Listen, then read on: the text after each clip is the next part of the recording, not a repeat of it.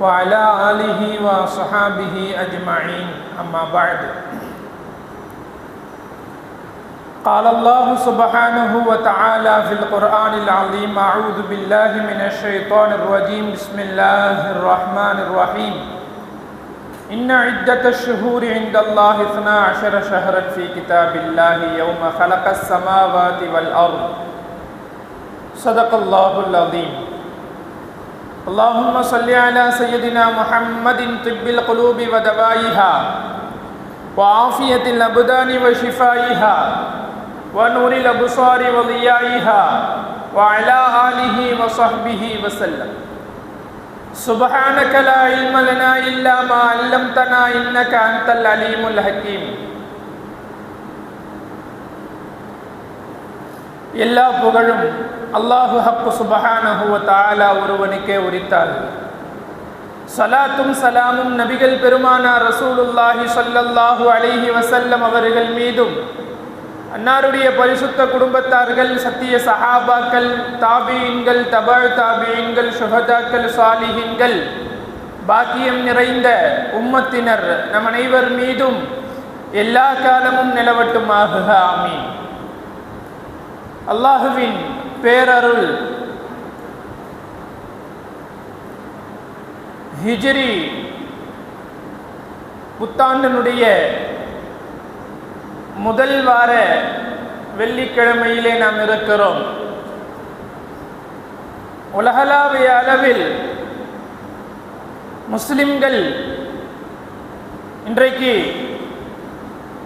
பல கோடி பேர் இருந்தாலும் நாம் எல்லாம் முஸ்லிம்கள் என்று சொல்லி பெருமைப்பட்டு கொண்டும், நாம் முஸ்லிம்கள் என்று சொல்லி தம்மை பரிசுத்தப்படுத்திக் கொண்டும் இருக்கின்ற இந்த தருணத்தில் இந்த இஸ்லாத்தினுடைய வளர்ச்சி இது எங்கிருந்து துவங்குகிறது, இதற்கு பின்னால் எவ்வளவு பெரிய அர்ப்பணிப்புகள், எவ்வளவு பெரிய தியாகங்கள் என்பதையெல்லாம் நாம் கவனித்து பார்க்கின்ற பொழுது, ஒரு காலகட்டம், இஸ்லாம் துவங்கிய அந்த காலகட்டம், தன்னை ஒரு முஸ்லிமாக வெளிக்காட்டிக் கொள்வதற்கு ஒரு சூழல் இல்லாத ஒரு நிலைமை.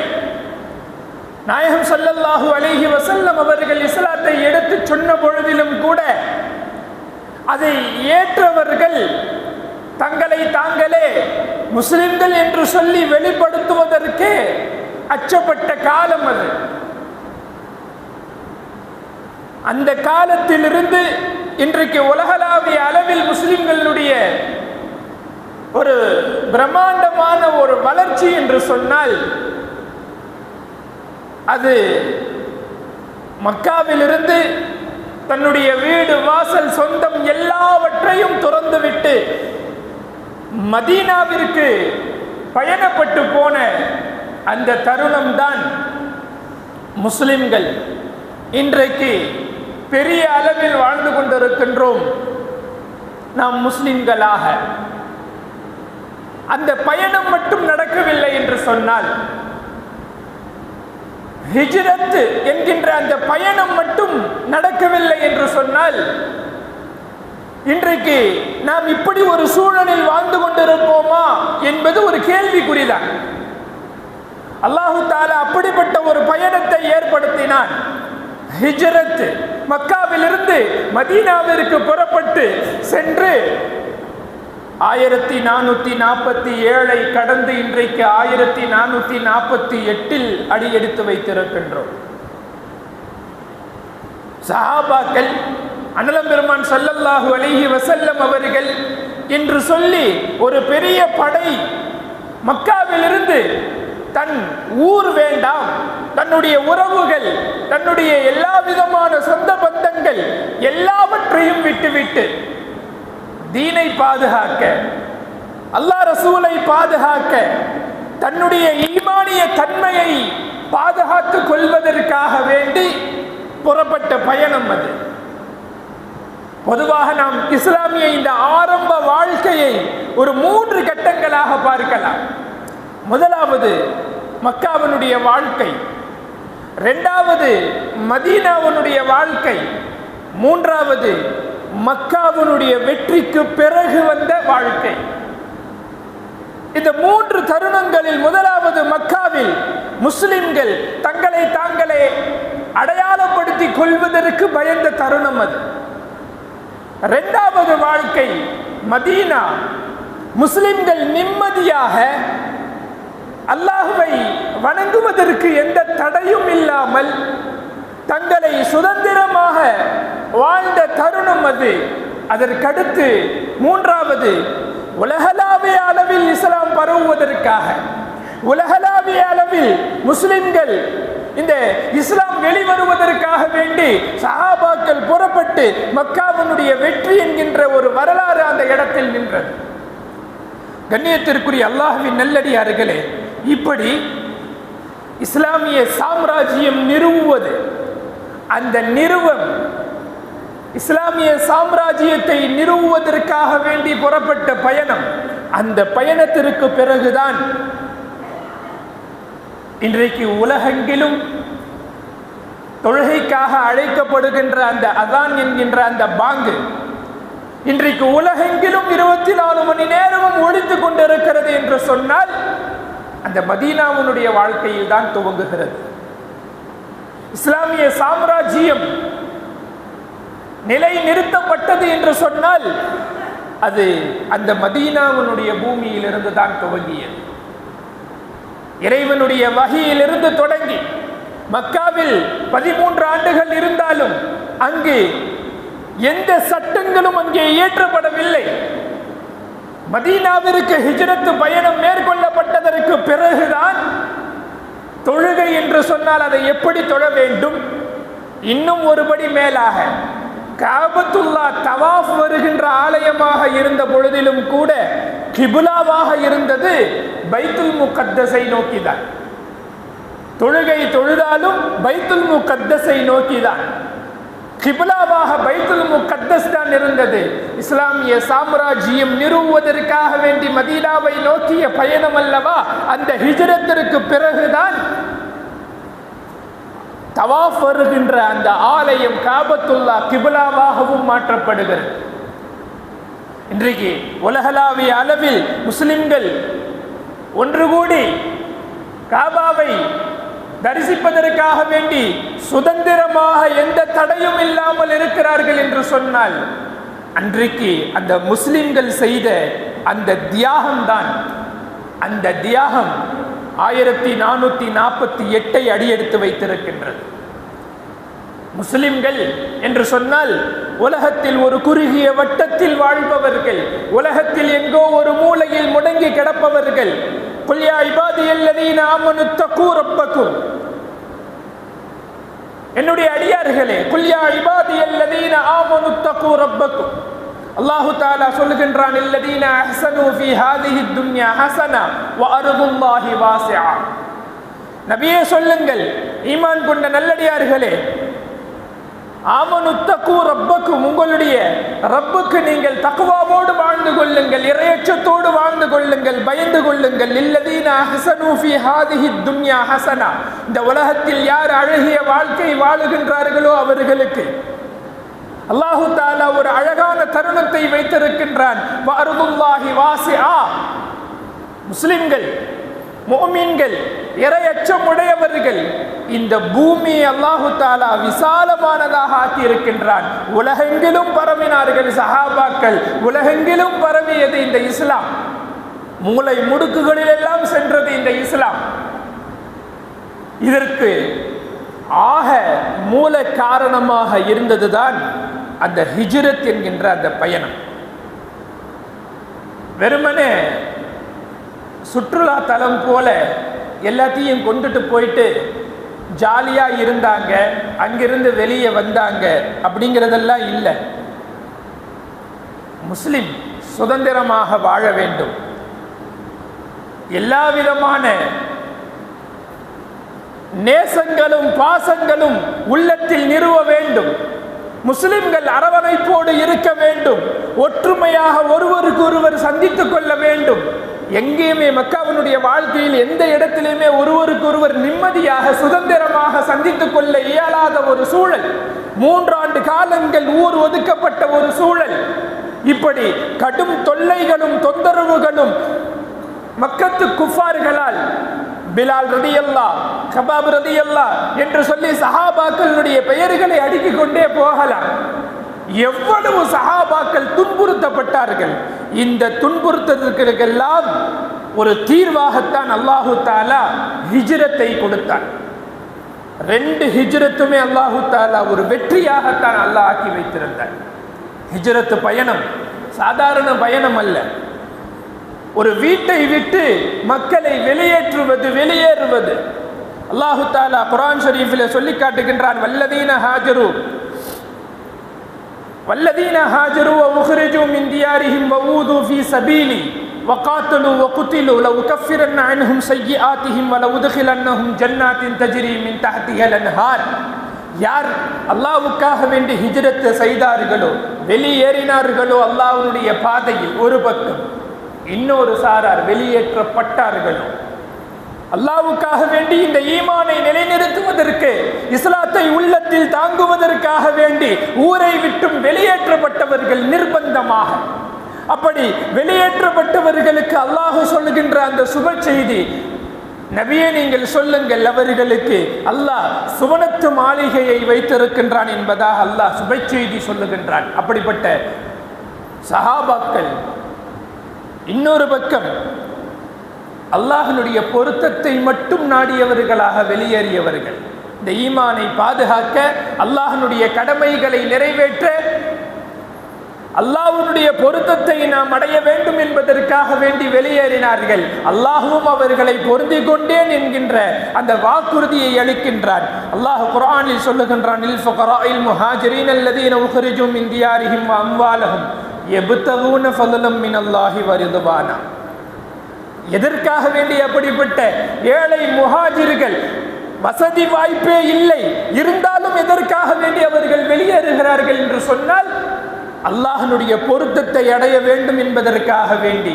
வல யன்சுருன்னல்லாஹ் மை யன்சுரு, யார் அவர்களுக்கு உதவி செய்கிறார்களோ அல்லாஹ் அவர்களுக்கு உதவி செய்கின்றான் என்கின்ற அந்த அல்லாஹ்வுடைய பொருத்தத்தை நான் தருகின்றேன் என்கின்ற அந்த வாக்குறுதியையும் அல்லாஹு தஆலா கொடுக்கின்றான். அதற்கடுத்து 3வது, வாழ்வதற்கே வழி இல்லாமல், இதுதான் அதுதான் என்பதெல்லாம் இல்லாமல், அநியாயங்கள் கட்டவிழ்க்கப்பட்டு ரொம்பவும் தலைவிரித்து திண்டாடிய ஒரு தருணம் அது. கொடுமைப்படுத்தப்பட்டார்கள் சஹாபாக்கள்.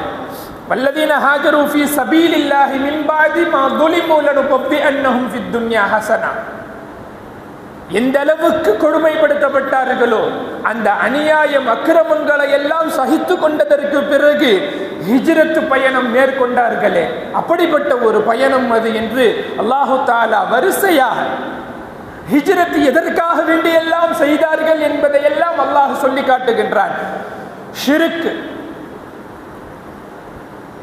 இது போன்ற காரியங்களில் மீண்டும் தன்னை இணைத்துக் கொள்ள கூடாது என்பதற்காக வேண்டி ஈமானை அல்லாஹ் கொடுத்து விட்டான். இவர்களோடு ஒரு வாழ்க்கையை நாம் மீண்டும் தொடர்ந்தால் நாம் மீண்டும் ஷிர்க்கிலே போய் விழுந்து விடுவோம் என்பதை காரணமாக இல்லாமல், நான் இந்த உலகத்தில் அல்லாஹ்விற்காக வேண்டி நான் அல்லாஹ்வை முழுமையாக பயந்தவனாக நான் வெளியேறுகின்றேன் என்கின்ற அந்த நோக்கத்தில் வெளியேறியவர்கள். சும்ம இன்ன ரப்பக லல்லதீன ஹாஜரு மின் பாதி மா ஃபுதினு சும்ம ஜாஹது வ ஸபரு இன்ன ரப்பக மின் பாதிஹா லகஃபூருர் ரஹீம். அல்லாஹு தஆலா குர்ஆன் ஷரீஃபில் இந்த மாதிரி துன்பங்கள் சோதனைகளுக்கு பிறகு யார் வெளியேறுகிறார்களோ அவர்களுக்கு அல்லாஹு தஆலா மிகப்பெரிய மன்னிப்பை கொடுக்கின்றேன் என்கின்ற வாக்குறுதியை அல்லாஹ் வழங்கி இருக்கின்றான். மிக முக்கியமாக அதற்கடுத்து நிம்மதியாக அல்லாஹ்வை இபாதத் செய்ய வேண்டும். ஊரை விட்டு வெளியே வர்றது சாதாரணமாகலாம் இல்லை, நிம்மதியாக அல்லாஹ்வை இபாதத் செய்ய வேண்டும். மக்காவில் அந்த நிம்மதி இல்லை. மக்காவில் சரியான முறையில் தொழுகையை நிறைவேற்ற முடியவில்லை. மக்காவில் அல்லாஹ்வுடைய சட்டங்கள் எது வந்தாலும் அந்த அளவிற்கு அல்லாஹு தஆலா சட்டங்களை கொடுக்கவில்லை மக்காவில். அப்படியே இருந்தாலும் அதை பகிரங்கமாக எதையுமே செய்ய முடியவில்லை. அப்படி ஒரு சூழலுக்குள் இருக்கின்ற அந்த தருணத்தில் அல்லாஹுவை முழுமையாக இபாதத்து நல்ல முறையிலே செய்ய வேண்டும் என்பதற்காக வேண்டி வெளியேறினார்கள். உமர் ரலியல்லாஹு அன்ஹு அவர்கள் இஸ்லாத்தை ஏற்பதற்கு முன்பு வரை காபத்துல்லாஹ்ல போய் யாருமே தொழக்கூட இல்லை. உமர் ரலியல்லாஹு அன்ஹு அவங்க எப்போ இஸ்லாத்துக்குள்ள வந்தாங்களோ அப்போதான் காபத்துல்லாவிலே போய் நாங்கள் தொழுவதற்கு எங்களுக்கு கொஞ்சம் தைரியம் வந்தது என்று சஹாபாக்கள் சொல்லுகின்றார்கள். என்று சொன்னால் இபாதத்திலும் அல்லாஹ்வை வணங்குவதிலும் அவர்களுக்கு இருந்த அந்த ஆர்வங்கள். எனவேதான் ஹிஜ்ரத்தை அல்லாஹ் கொடுத்தான். அவர்கள் ஹிஜ்ரத்தை மேற்கொண்டார்கள். முதல் ஹிஜ்ரத்து சில சஹாபாக்களை அல்லாஹு தஆலா அபிசீனியாவிற்கு நாயகம் ஸல்லல்லாஹு அலைஹி வஸல்லம் அவர்கள் அனுப்பி வைக்கின்றார்கள். நஜ்ஜாஷி மன்னர் அவர்களை வரவேற்கிறார். அவர்களிடமிருந்து பல செய்திகளை உள்வாங்குகிறார். அவர்களுக்கு அபயம் அளிக்கின்றார். சுதந்திரமாக நஜ்ஜாஷி மன்னரிடத்தில் அந்த அபிசீனிய நாட்டில் சஹாபாக்கள் இங்கிருந்து கொடுமைகளை தாங்கிக் கொண்டு அபிசீனியாவிற்கு சென்றவர்கள் நிம்மதியான ஒரு வாழ்க்கையை அல்லாஹ் தருகின்றார். இரண்டாவது ஹிஜ்ரத்து தான் மக்காவிலிருந்து மதீனாவை நோக்கிய பயணம். மக்காவிலிருந்து மதீனாவை நோக்கிய பயணம் அது. இந்த பயணத்தில் எத்துணை சஹாபாக்கள் எவ்வளவு இன்பம் எவ்வளவு துன்பங்களை சகித்து கொண்டு தங்களுடைய எல்லா விதமான வாழ்க்கை வளம் அது சொத்து பத்துக்கள் எல்லாவற்றையும் விட்டுவிட்டு இந்த ஹிஜ்ரத்தை மேற்கொண்டவர்கள். நபிகள் நாயகம் ஸல்லல்லாஹு அலைஹி வஸல்லம் அவர்களுடைய தலையை எடுத்து வருபவர்களுக்கு லட்சக்கணக்கில் கோடிக்கணக்கில் பரிசுகள் அறிவிக்கப்படுகிறது. நாயகம் ஸல்லல்லாஹு அலைஹி வஸல்லம் அவர்களுடைய தலை இன்றைக்கு எடுத்தே ஆக வேண்டும் என்கின்ற ஒரு கங்கணத்தோடு ஸல்லல்லாஹு அலைஹி வஸல்லம் அவர்களுடைய வீட்டை சுற்றிய அந்த கயவர்கள் இரவு நேரத்தில் அல்லாஹ்வுடைய உத்தரவு, இந்த நேரத்தில் நீங்கள் வெளியேற வேண்டும் என்று சொல்லி அல்லாஹ்வுடைய உத்தரவோடு காஃபிர்கள் எல்லாம் விழித்துக் கொண்டிருக்கின்ற பொழுதே ஃபஹஷைனாஹும் ஃபஹும் லா யுப்ஸிரூன். அல்லாஹு தஆலா அந்த ஒரு பிடி மண்ணை எடுத்து இந்த வசனத்தை ஓதி ஊதி அவர்களுடைய பார்வைக்கு படாமல் அல்லாஹ் எம்பெருமானாரை வெளியாக்கினார். சவுர் மலையிலே அமர்ந்திருக்கிறார்கள் ஹஸரத் அபூபக்கர் சித்திக் ரலியல்லாஹு அன்ஹு அவர்களும் ஹஸரத் ரசூலுல்லாஹி ஸல்லல்லாஹு அலைஹி வஸல்லம் அவர்கள். ஹஸரத் அபூபக்கர் சித்திக் ரலியல்லாஹு அன்ஹு அவர்களுக்கு தன் உயிர் போவதை பற்றி எல்லாம் கவலை அல்ல. லா தஹ்சன். நாயகம் ஸல்லல்லாஹு அலைஹி வஸல்லம் அவர்கள் அந்த சவுர் குகையில் நின்று சொல்லிய வார்த்தை லா தஹ்சன் இன்னல்லாஹ மஅனா. கவலைப்படாதே, அல்லாஹு தஆலா நம்மோடு இருக்கிறான் என்று. அந்த இடத்துல ஹஸரத் மூசா அலைஹிஸ்ஸலாம் அவர்களுக்கு அல்லாஹு தஆலா அந்த கைத்தடியை கொடுத்திருப்பான். அந்த கைத்தடியை தூக்கி போடு, அது பாம்பாக மாறும்னு சொல்ல அதை தூக்கி போடுவாங்க. தூக்கி போட்டதற்கு பிறகு சீறி வரக்கூடிய பாம்பாக அது மாறியது. போய் புடிங்கன்னு அல்லாஹ் போய் புடிங்கன்னு சொல்லும் பொழுது அந்த இடத்தில் அல்லாஹு தஆலா லா தஹஃப், பயப்படாதீங்க, போய் புடிங்கன்னு சொல்லுவான். இந்த இடத்தில் ஹஸரத் அபூபக்கர் சித்திக் ரலியல்லாஹு அன்ஹு அவர்கள் எம்பெருமானோரோடு இருக்கின்ற அந்த தருணத்தில் எதிரிகள் வந்து தாக்கி விடுவார்களோ என்கின்ற அந்த பயம் அல்ல. லா தஹஃப் என்று சொல்லவில்லை இந்த இடத்தில் நாயகம் ஸல்லல்லாஹு அலைஹி வஸல்லம். லா தஹ்சன், கவலைப்படாதீங்க, அல்லாஹ் நம்மோடு இருக்கிறார். எதிரிகள் வந்து தாக்கி விடுவார்கள் என்கின்ற அந்த பயமெல்லாம் இல்லை. ஆனால் நபிகள் பெருமான் ஸல்லல்லாஹு அலைஹி வஸல்லம் அவர்களுடைய உயிரை பாதுகாத்து தன் உயிர் போனாலும் எம்பெருமானார் மதீனாவிற்கு போய் சேர வேண்டும், எம்பெருமானார் மதீனாவிற்கு போய் சென்று இந்த இஸ்லாமிய சாம்ராஜ்யம் நிலைநாட்ட வேண்டும் என்கின்ற அந்த கவலை ஹஸரத் அபூபக்கர் சித்திக் ரலியல்லாஹு அன்ஹு அவர்களுடைய உள்ளத்திலே இருந்தது. நாயகம் ஸல்லல்லாஹு அலைஹி வஸல்லம் அவர்கள் அதனை புரிந்துதான் சொல்லுவார்கள், லா தஹ்சன், கவலைப்படாதீங்க. பயம் சூழ்ந்த தருணம் அது இருந்தாலும் கவலைப்படாதீங்க, அல்லாஹ் நம்மோடு இருக்கின்றான் என்று பேசிய வார்த்தைகள் எல்லாம் இந்த ஹிஜ்ரத்தினுடைய பயணத்தில் மேற்கொள்ளப்பட்ட வார்த்தைகள். இந்த பயணத்திற்கு பிறகுதான் நிம்மதியான வாழ்க்கை, அல்லாஹுவை ரப்பை நல்ல முறையில் இபாதத் செய்வதற்குண்டான ஒரு சூழல் எல்லாம் அமைந்தது. சஹாபாக்கள் சொல்லுவார்கள், இபாதத்தில் எவ்வளவு ஆர்வம் எங்களுக்கு இருந்தது தெரியுமா? இபாதத்தில் இருந்த ஆர்வம். ஜாத்துர் ரிக்கான்னு சொல்லி ஒரு போர், அந்த போர்ல தான் அல்லாஹு தாலா இந்த போர்க்களத்து தொழுகை அப்படின்னு சொல்லி அந்த தொழுகையை கூட அல்லாஹு தாலா அந்த போர்க்களத்துல வச்சுதான் சட்டமாக ஆக்குகிறான். நாங்கள் எல்லாம் போர்க்களத்திற்காக வேண்டி நடந்து பயணமாகின்றோம். பெரிய அளவு சஹாபாக்கள், கிட்டத்தட்ட 700 நபர்கள் இருந்தாங்க. 6 பேத்துக்கு ஒரு ஒட்டகம் வீதம் தான் இருந்தது. ஒரு நீண்ட தூர பயணம் அது. காடு மலைகள் என்று சொல்லி கரடு முரடான பாதை அது. ஒரு கரடு முரடான பாதையில் நாங்கள் நடந்து செல்கின்றோம். நிறைய பேத்துக்கு இரத்த காயங்கள் அதிலே ஏற்பட்டது. ஒரு நாள் இரவு தங்குகின்ற ஒரு சூழல் ஏற்படுகின்றது. நாயகம் ஸல்லல்லாஹு அலைஹி வஸல்லம் அவர்கள் இந்த இரவுல நமக்காக வேண்டி காவல் காக்கிறதுக்கு யாரு ரெடின்னு சொல்லி கேட்குறாங்க. அப்போ ஹஸரத் அம்மார் இப்னு யாசிர் ரலியல்லாஹு அன்ஹு அவர்களும் அப்பாத் இப்னு பிஷ்ர் ரலியல்லாஹு அன்ஹு அவர்கள், அம்மார் இப்னு யாசிர் ரலியல்லாஹு அன்ஹு மக்காவிலிருந்து வந்த ஹிஜ்ரத் செய்த சஹாபி, அப்பாத் இப்னு பிஷ்ர் ரலியல்லாஹு அன்ஹு மதீனாவில் இருந்த சஹாபி, 2 பேருமே நாங்கள் இரவு காவல் காக்கின்றோம் என்று ஒப்புக்கொள்கிறார்கள். அன்றைய இரவு முழுவதும் பாதுகாப்பு பணியில் அவர்கள் இருக்கிறார்கள். எல்லா சஹாபாக்களும் உறக்கத்தில் இருக்கிறார்கள். இரவு நெடுநேரம் ஆகுகிறது. அப்பாத் இப்னு பிஷ்ர் ரலியல்லாஹு அன்ஹு அவர்களுக்கு இந்த ரம்யமான இரவை நாம் வீணாக்கி விட வேண்டாம் என்கின்ற அந்த எண்ணம். அந்த சஹாபிய யார்?